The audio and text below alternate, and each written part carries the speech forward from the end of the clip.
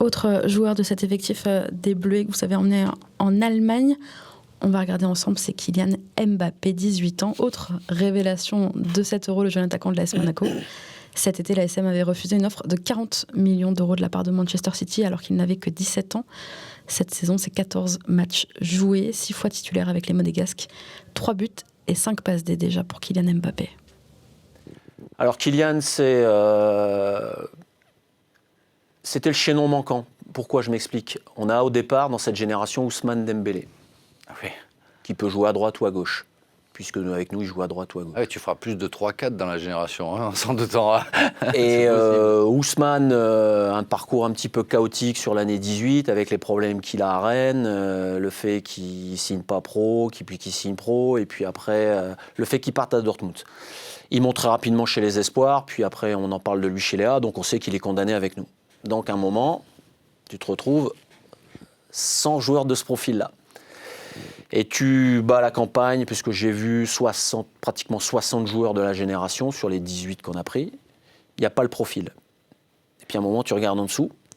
Comme pour le petit Chris Mawassa, le latéral gauche qui remplace en dernier recours et qui vient d'être champion d'Europe avec les U17. Et lui, il a une histoire un petit peu particulière parce qu'il a fait un peu de U16, puis plus trop en U17.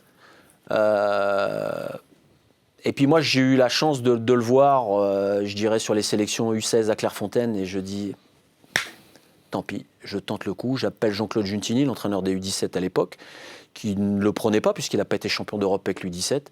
Je lui dis, écoute Jean-Claude, je vais tenter un pari sur ce gamin parce que je pense que pour moi, c'est un talent fou, et c'est un profil de joueur qu'il me faut dans mon équipe par rapport à ce qu'on met en place nous, au niveau du jeu. Et puis il est venu au Tour Élite avec nous en mars. Il a fait un très très bon Tour Élite. Au-delà de l'aspect joueur, alors garçon d'une maturité à 17 ans, c'est incroyable. Je me rappelle Thierry Henry. Les discussions, la réflexion sur la vie, sur le jeu, sur les choses. D'ailleurs, tu penses que là, il est cantonné sur le côté gauche, un peu à l'image de Thierry Henry d'ailleurs, qui a commencé sur le côté. Est-ce que tu penses qu'il pourrait évoluer dans l'axe ? Bah là, Leonardo Jardim me le fait plutôt jouer dans l'axe quand il rentre. Ouais, il se balade un peu, il peut jouer partout. Il fait un gauche milieu, quoi. Il a les deux pieds. Il a les deux pieds. Il peut jouer sous l'attaquant. Il peut jouer devant. Peut-être que tout seul devant, non, parce qu'il n'a pas vraiment de gabarit un peu. Ouais, un peu. Mais alors dans les couloirs, c'est.